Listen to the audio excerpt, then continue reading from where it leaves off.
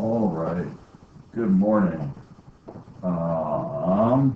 This is mostly for Justin. Justin has some questions about trigonometry, and I am going to do my best to answer them. It's 7:39 in the morning, which is when I do my best math. All right. I'm not going to do quite all these because there's quite a few questions, but we're going to start with the basics. The first set of questions is pretty much asking you to use the Pythagorean theorem to find the missing sides of right triangles, and then to apply that to go ahead and set up your 6 trig ratios. So, real quick, your Pythagorean theorem, not actually invented by Pythagoras, is a squared plus b squared equals c squared. Most people know that. Most people have no idea what it means. It's for parents, okay? And that's where this is a, this is b, and this is c, okay? So your two legs are A and B. They're interchangeable because addition is commutative, so it doesn't matter which one you call which. But the imperative part is that C is your hypotenuse, and that is the longest side. It is opposite the right angle. And just for a discussion point, the right angle has to be the biggest angle of a right triangle. Therefore, this has to be the biggest side. These two angles must be acute. Good. All right. So again, it's your Pythagorean theorem. I know, circle and path the middle, right? All those ones. And now you have your 6 trig ratios. You have sine, theta. Okay, don't be intimidated by theta. This symbol theta, the symbol for theta, this is just a variable. If you don't like it, I always tell my students, literally, you could just replace it with an x. It's a variable. It's x, just like any other variable that you've seen. So you have your 3 basic ones. Sine is the ratio between the opposite over hypotenuse. Cosine is going to be an adjacent side over hypotenuse. And tangent is going to be the opposite over the adjacent.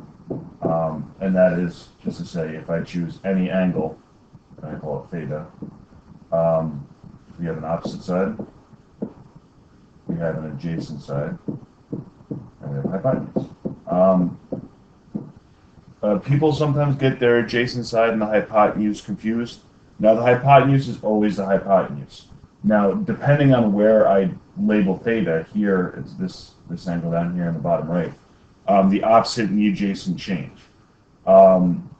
So if I were to say, theta was up here, these would switch. Adjacent is no longer down here, and opposite is no longer over here. Now this is the opposite side, and this is the adjacent side. Okay? So what it pretty much says and why these work, and I don't want to get too far into this because I know we have a lot of questions to go over. Why this works is essentially that the two smaller angles of a right triangle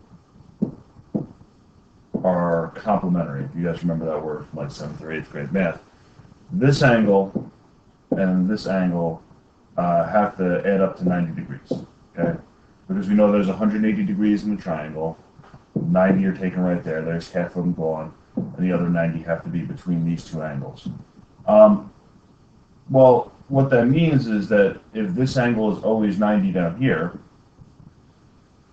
these have to be some combination that could add up to 90. So you could think of it like this. If one is 1, the other has to be 89. The other is 2, and the other has to be 88. Right? They always have to add up to 90, right? And we can go all the way down here until we get to 89 here, and we go all the way down here until we get to 1.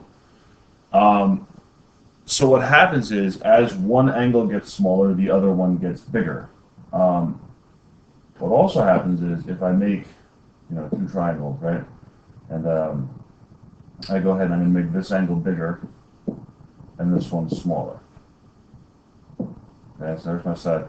I'm going to make this one bigger and this one smaller. Well, what happened is, even if I keep these two the same size, this one got longer and this one got longer. So what happens is the angles have an impact on the length of the sides. And what people figured out a long time ago is that these relationships are predictable, that we know what happens to them and we can make up ratios. And these ratios are called sine, cosine, and tangent. So I will try and post a video like more explaining that, but right now, okay, you gotta know. These are angles. Theta is angles. These are sides. Okay, so theta is angles. These are sides. Okay, and what we have now was for only right triangles and only right triangles, we have a way to get from here to here and vice versa. Okay, so we can set up ratios, and we're pretty much going to use our calculator to calculate them. Okay. Your other three ratios are cosecant, secant, and cotangent, and they're pretty much the same ones, just flipped. And I'm going to tell you where people make their biggest mistakes.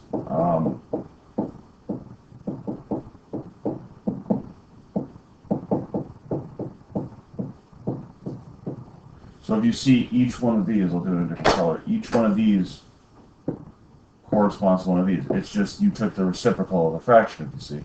Over here was opposite over hypotenuse. Over here was hypotenuse over opposite. The biggest place people make mistakes, and I don't know who named these things or why they decided to do this, is that what corresponds with sine is cosecant, and what corresponds with cosine is secant. And that doesn't make sense, right? It should be sine and secant and cosine and cosecant, but that is the biggest spot where I see a lot of students make a mistake. The opposite tangent is cotangent. Honestly, it's more for advanced math to use these. You can always solve these because all of your sides are somehow accounted for. All your different combinations are all accounted for. These are more for advanced things, your other ones. But it behooves you now to learn them. I don't know if I used that word right, but it's in your best interest to learn these now, because if you're going on to higher levels of math, you're going to have to master these for trigonometry and things like that. So let's get to work. Let's get to work. I know we got a lot of things to do, right?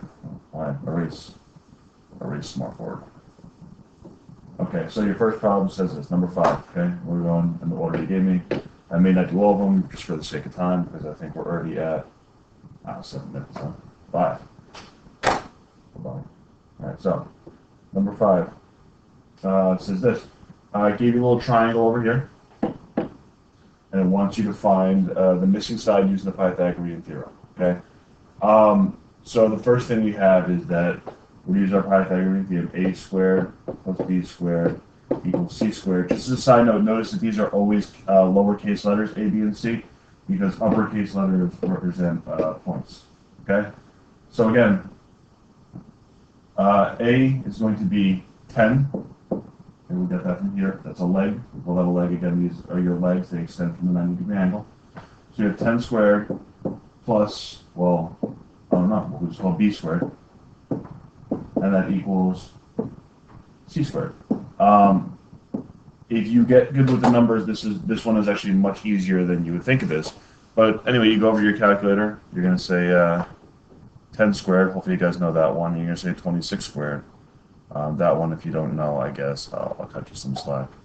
So you have 100 plus b squared equals 676. Obviously, we're going to do some basic algebra, subtract from both sides, because again, we're trying to isolate b. We're trying to get b by itself. B squared is equal to 576. And now, in order to get rid of the square, the opposite of the square, the inverse operation is going to be a square root. Okay, and I know this looks like a number that's going to give you an ugly answer. I don't believe it's going to. Okay, so we take the square root, the square and the square root kind of undo each other. And now I just need to go into my calculator. I need to go ahead for a second square root of 576. 576. And there's our answer, 24. Probably not what you expected. Okay, so B is now 24. Right, so not writing in your textbook over here, we put this is 24. Okay, so we've solved for our missing side.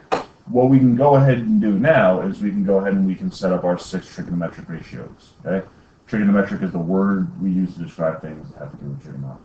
Okay, so what's important to note is that our reference angle, the angle we're starting from, is theta, and it's right here.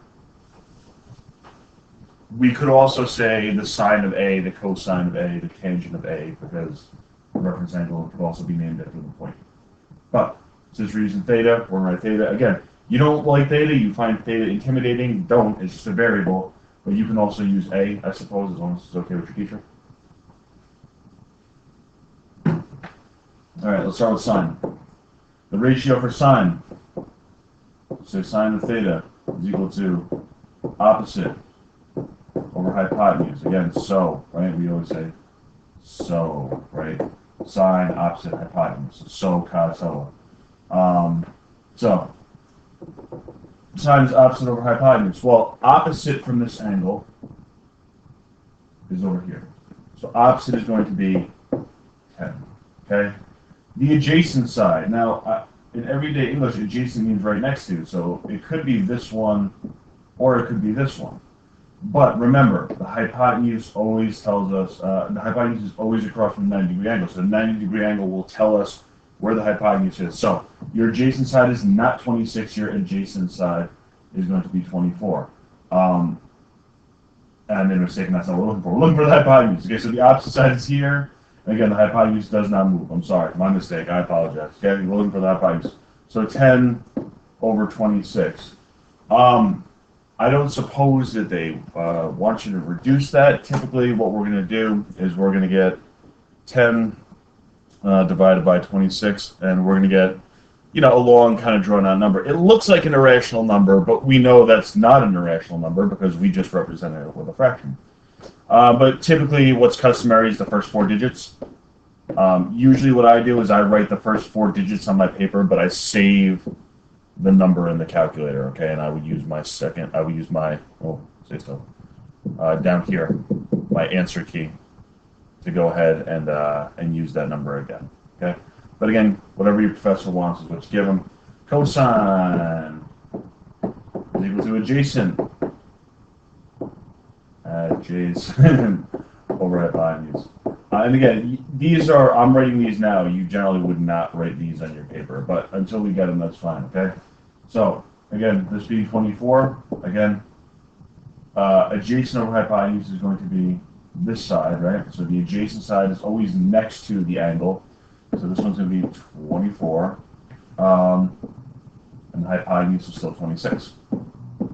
Okay, so again, you go in your calculator, you say 24 divided by 26. You simplify that fraction, and that's equal to 0.9231. Okay, you round appropriately. But again, like I said, we want to keep that number in the calculator. Okay, the last one is going to be tangent. Okay, so the tangent of theta is equal to opposite over adjacent. Okay, and again, here your opposite side from theta is going to be 10, and your adjacent side is going to be 24. So it's going to be 10 over 24, which is going to be 0.4167. Okay, and again, so those are your 3 basic ratios. What we have to do now is we have to find the other ratios. So what I'm going to do is I'm going to kind of leave this on the board, and I'm going to kind of change them as we go. So the opposite of sine, okay, the associated one with sine is going to be cosecant. So I'm going to erase this, and I'll write it in color. We'll go cosecant, okay? Well, cosecant, you flip this. It's hypotenuse divided by opposite. Hypotenuse divided by opposite. Okay, so now, well, once I have that, well, the hypotenuse again, 26, and the opposite side is 10. So when we flip the fraction here, we're just going to flip the fraction here. So we're going to have 26 divided by 10. Okay, and again, 26 divided by 10, you guys should pretty rough idea of that by now, but it's going to be 2.6. So again, it's the same numbers. You're just pretty much flipping the fraction. Okay. Notice though that this number is now greater than 1. Sine and cosine can never be greater than 1. If you have sine and cosine and they're greater than 1, you're wrong. Okay. You need to go back and check your math. All right. The opposite of cosecant is going to be secant. And your ratio for secant is now hypotenuse over adjacent. We're going to flip it. Hypotenuse over adjacent, okay? Okay, in this case, my hypotenuse is here, and my adjacent side is here. So I have, again, flipping the fraction, 26 over 24. So sine and cosine have to be less than 1. Secant, cosecant and secant must be greater than 1. And that's pretty much got to do with the hypotenuse. The hypotenuse has to be the longest side, right? Well, if the hypotenuse has to be the longest side, this number has to be bigger. Okay? And if you guys are familiar with how fractions work, that means the bigger number always divided by a smaller number is going to give you a number greater than 1. Okay? Last one, tangent, the opposite of tangent. Well, they were nice with this one. The people who name these things is going to be cotangent. Okay, and that's going to be adjacent over opposite. And that's going to be 24 over 10. And that will be 2.4. So all these numbers are telling you is a ratio. What you're going to do with those ratios is you're going to apply them to find these missing angles. So right now you're just learning the basics. You're just learning how to set up these angles. You're finding the missing side using the Pythagorean theorem and going ahead and working from there. Okay. So I don't want to get too caught up in these because I know I have a lot more to do, and we're already at 16 minutes. All right. Okay. So moving right along. We did one from this section. The next one we want to go over was 14. Oh, look at that. Look at that. Jumping in it right now. Okay. The number, I'm sorry, 14. So it says next size 9 through 16. Use the given triangles to evaluate each expression. If necessary, express the value without a square root in the denominator by rationalizing the denominator. Oh, wow. Okay, so 14, you have cotangent is equal to 3 over pi. You know what, I'm going to have to go ahead, and I've got a couple of things I got to do, and this is going to take a while to explain. I'm going to do one, I got to go. Listen, I'm sorry guys, it's 8 o'clock, I got meetings I got to go to, so I'm going to go ahead, I'm going to stop right there. Justin, take a look at this, and I'll post some more later, okay? Take it easy.